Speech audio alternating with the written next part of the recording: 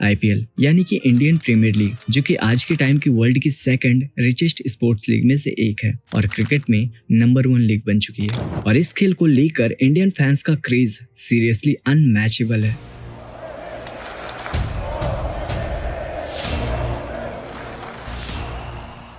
इस लीग में सारे देश के प्लेयर्स होते हैं, जो कि इस खेल को और भी ज्यादा रोमांचक बनाती है। लेकिन इस 2 महीने चलने वाले इस महामुकाबले में आज भी एक कमी महसूस होती है, और वो है पाकिस्तान के प्लेयर्स का इस लीग में शामिल ना होना। आई नो आपके मन में अभी एक सवाल आ रहा होगा कि आखिरकार जब सारे देश के प्लेयर्स इस लीग का हिस्सा हैं, तो सिर्फ पाकिस्तान के प्लेयर्स इस लीग का हिस्सा क्यों नहीं है? क्या वो इस लीग का हिस्सा होना ही नहीं चाहते, या फिर उसे बैन कर दिया गया है, या फिर इस वजह से कि ये लीग भारत में खेली जाती है, जिसकी वजह से वो भारत में आकर इस लीग का हिस्सा नहीं होना चाहते हैं। तो आपकी जानकारी के लिए बता दूं कि पाकिस्तानी प्लेयर्स को साल 2009 में आईपीएल में बैन लगा था, जिसके बाद उन्होंने अपनी ही एक लीग बना ली, जिसे उन लोगों ने नाम दिया PSL। अब ये जो डिसीजन उन लोगों ने लिया है, ये कितना ज्यादा सही है इस बात का तो हमें अंदाजा नहीं है, लेकिन हाँ इतना जरूर कह सकते हैं कि अगर आज ये बैन ना लगा होता तो आज की बात कुछ और ही होती। पर अब सवाल यहाँ पे ये आता है कि आखिरकार उन पर ये बैन क्यों लगा, और आखिरकार ऐसा क्या हुआ कि साल 2008 में ग्राउंड पे जबरदस्त परफॉर्म करने के बाद भी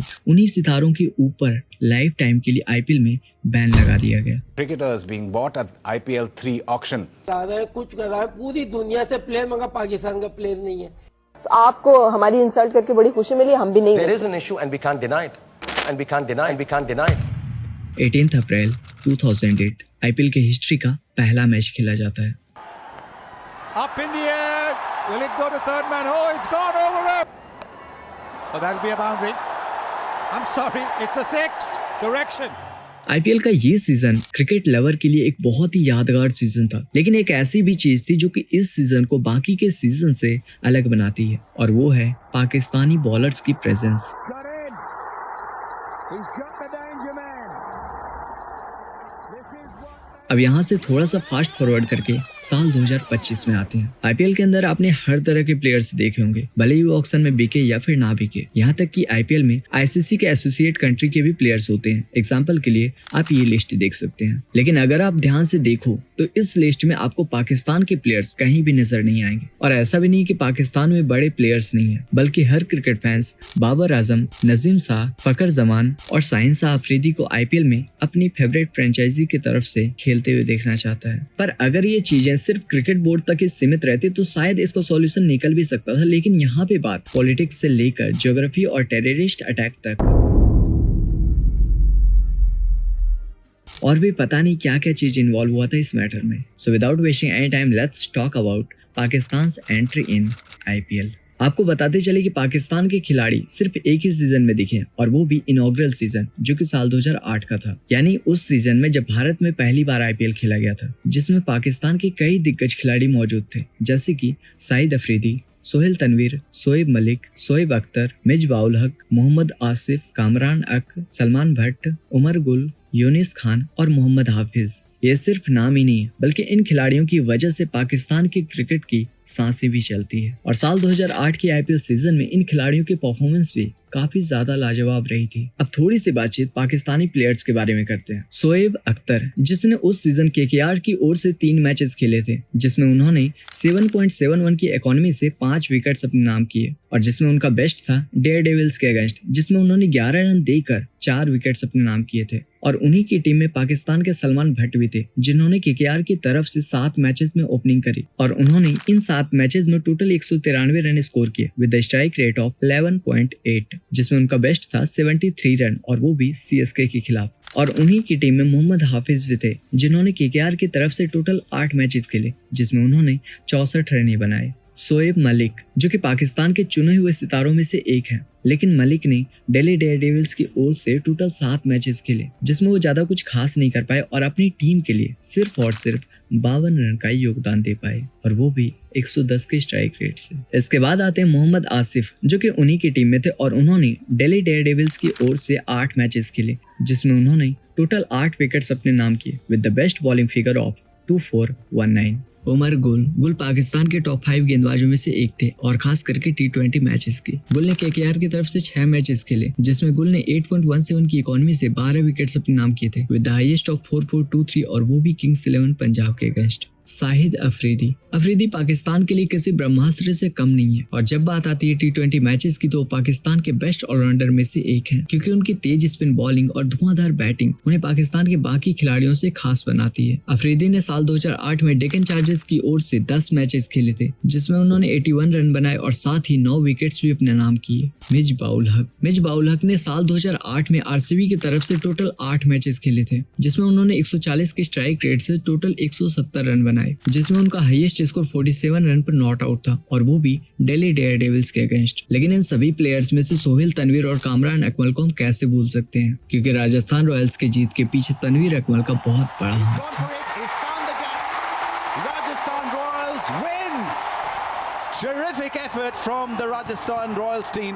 They were the favourites, but what a classic this. जो कि उस सीजन पर्पल कैप होल्डर रह चुके थे, जिसमें तनवीर ने 11 मैचेस में 22 विकेट्स अपने नाम किए थे और वो भी 6.5 की इकोनॉमी के साथ। कामरान अकमल जो कि उन्हीं की टीम राजस्थान रॉयल्स का हिस्सा थे, जहां उन्होंने एक डिसेंट सा परफॉर्मेंस दिया। उन्होंने 6 मैचेस में 165 के स्ट्राइक रेट के साथ 126 रन बनाए, जिसमें उनका हाईएस्ट 53 रन नॉट आउट था और वो भी सीएसके के खिलाफ। लेकिन इन सब में से एक खिलाड़ी ऐसा भी था जिन्होंने साल 2015 तक आईपीएल खेला, जिसका नाम था अजहर महमूद। और आपकी जानकारी के लिए बता दूं कि ये पाकिस्तान के आखिरी खिलाड़ी थे जो साल 2015 तक आईपीएल का हिस्सा रहे। लेकिन अब यहाँ पे सवाल आता है कि आखिरकार अजहर महमूद ने आईपीएल खेला कैसे, जबकि साल 2008 के बाद पाकिस्तानी खिलाड़ी के ऊपर आईपीएल ने बैन लगा दिया था। तो अजहर के आईपीएल खेलने के पीछे की वजह ये थी कि साल 2011 में अजहर ने ब्रिटिश सिटीजनशिप ले ली थी और यही वजह थी कि वो आईपीएल के लिए एलिजिबल हो गए थे। अब तक मैंने आपको जितने भी पाकिस्तानी प्लेयर्स के बारे में बताया, उससे आपको इस बात का तो आइडिया हो गया होगा कि पाकिस्तान के प्लेयर्स भी किसी से कम नहीं थे। तो अब सवाल यहाँ पे ये आता है कि आखिरकार इतने अच्छे प्रदर्शन करने के बाद भी पाकिस्तानी प्लेयर्स को आईपीएल में बैन क्यों कर दिया गया, और आखिरकार वो कौन सी वजह थी कि इतने अच्छे प्रदर्शन करने के बाद भी उन्हें साल 2008 के बाद कभी भी आईपीएल में शामिल नहीं किया गया, और अगर थी तो क्या सच में वो वजह इतनी ज्यादा भयानक थी कि इंडिया के पास उन पाकिस्तानियों को आईपीएल में बैन करने के अलावा और कोई रास्ता नहीं बचा था। Political tensions after 2008 Mumbai attack. तारीख थी 26 नवंबर 2008, जब मुंबई में 10 आतंकवादियों ने घुसकर 5 बड़ी जगहों पर टेररिस्ट अटैक किया, जिनमें Taj hotel and towers, Chhatrapati Shivaji Maharaj terminus, CST railway station, Cama hospital, संत जेवियर्स कॉलेज, लियोपोल्ड कैफे, पेरिमन हाउस और मेट्रो सिनेमा। ये सारे लोकेशंस पर उन 10 आतंकवादियों ने मिलकर हमला किया था, जिसका संबंध लश्कर तालिबान से था, जो कि एक पाकिस्तानी टेररिस्ट ग्रुप माना जाता है। इस हमले में कुल मिलाकर 174 लोगों की जाने गई, जिसमें 20 सिक्योरिटी गार्ड, 26 फॉरेन कंट्री के लोग थे और साथ ही 300 से ज्यादा लोग घायल भी हुए थे। और ये आतंकवादी हमला ही पाकिस्तानी प्लेयर्स के बैन का कारण बन जाएगा, इस बात का किसी को भी कोई आइडिया नहीं था। और साल 2008 के मुंबई अटैक के बाद इंडिया और पाकिस्तान के बीच पॉलिटिकल टेंशंस और भी ज्यादा बढ़ते जा रहे थे और इस आतंकवादी हमले के पीछे पाकिस्तान का हाथ है ऐसा बताया जा रहा था। और वहीं दूसरी तरफ क्रिकेट बोर्ड में भी टेंशंस बढ़ती जा रही थी और इन्हीं सब चीजों को ध्यान में रखते हुए फाइनली बीसीसीआई ने बड़ा फैसला लेते हुए पाकिस्तान को आईपीएल से परमानेंटली बैन कर दिया। अब चलते हैं अगले पॉइंट पर, insult of Pakistani players. IPL का पहला सीजन जिसमें पाकिस्तान ने कमाल का प्रदर्शन किया था और साथ ही पाकिस्तान की ओर से सोहेल तनवीर ने सबसे ज्यादा विकेट्स भी अपने नाम किए थे। लेकिन इन सब के बावजूद भी जब शोएब अख्तर ने कॉन्ट्रैक्ट के पैसे ना मिलने की शिकायत की, तब उस टाइम पे उन्हें मीडिया के सामने काफी ज्यादा निगेटिव वे में पोर्ट्रे किया गया था और उन्हें इस बात का कोई भी अंदाजा नहीं था कि उनकी एक शिकायत की वजह से उनके पूरे करियर को मानो ग्रहण लग जाएगा। साल 2009 आईपीएल का दूसरा सीजन, जिसमें मुंबई अटैक्स की वजह से पाकिस्तानी प्लेयर्स के ऊपर लाइफ टाइम के लिए बैन लगा दिया गया। और जब शाहरुख खान ने इस बैन के खिलाफ आवाज उठाई तो उन्हें भी उनकी film my name is Khan की स्क्रीनिंग के दौरान शिवसेना के समर्थकों ने धमका दिया और इसका अंजाम ये होता है कि ये घटना एक बड़े हंगामे में बदल चुकी थी और इसका साइड इफेक्ट उस टाइम पे क्रिकेट के ऊपर साफ साफ दिखाई दे रहा था। साल 2010 आईपीएल का तीसरा सीजन। इस सीजन में पाकिस्तानी प्लेयर्स को बिडिंग प्रोसेस में शामिल तो किया गया था, लेकिन वहां पे सबने उसे बुरी तरीके से इग्नोर कर दिया,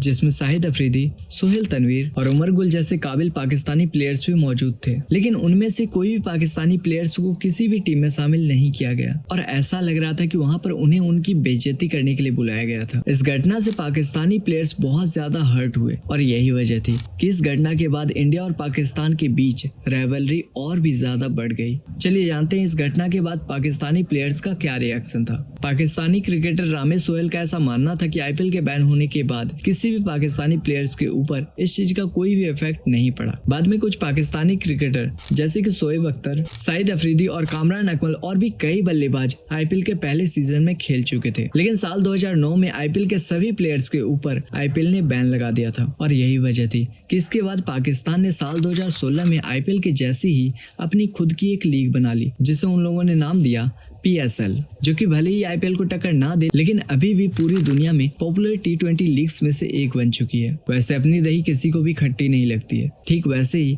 आमिर सोहेल ये कहते हैं कि PSL सबसे बड़ा ब्रांड है, लेकिन सच्चाई क्या है ये हम सबको पता है। और साथ ही ये भी कि इन शब्दों के पीछे कितना दुख, कितना दर्द और कितनी तकलीफें छुपी हुई है। लेकिन पाकिस्तान के सारे प्लेयर्स इतने भी झूठे नहीं होते हैं। पाकिस्तानी फास्ट बॉलर हसन अली अपनी एक इंटरव्यू में बताते हैं कि दुनिया का हर खिलाड़ी आईपीएल में खेलना चाहता है और साथ ही मेरी भी ख्वाहिश है कि मैं भी आईपीएल का हिस्सा बनूं। वो बताते हैं कि आईपीएल दुनिया की सबसे बड़ी लीग्स में से एक है और अगर इन फ्यूचर मुझे मौका मिलता है तो मैं जरूर खेलना चाहूंगा, लेकिन अब जो होना था वो तो हो चुका है और अब ये चेंज होना लगभग नामुमकिन है। हाँ, ये आर्ग्यूमेंट हो सकता है कि अगर बीसीसीआई और पीसीबी आपस में मिलकर समझौता कर लेते हैं तो शायद पाकिस्तानी प्लेयर्स को एक बार फिर से आईपीएल में खेलने का मौका मिल जाए, लेकिन बात यहाँ पे सिर्फ क्रिकेट तक ही सीमित नहीं है बल्कि ये पॉलिटिक्स और सेंटिमेंट तक आ चुकी है। और कोई भी भारतीय जिसने वो टेररिस्ट अटैक देखा होगा, जिसने अपने माँ बाप या फिर भाई बहन को उस आतंकी हमले में खोया होगा, वो दोबारा से कभी नहीं चाहेगा कि पाकिस्तानी प्लेयर्स दोबारा से खेले। हाँ, लेकिन हम सबको पता है कि पाकिस्तान के आने से आईपीएल को और भी ज्यादा बूस्ट करेगा, बट सेंटिमेंट्स और पॉलिटिक्स का कुछ और ही मानना है।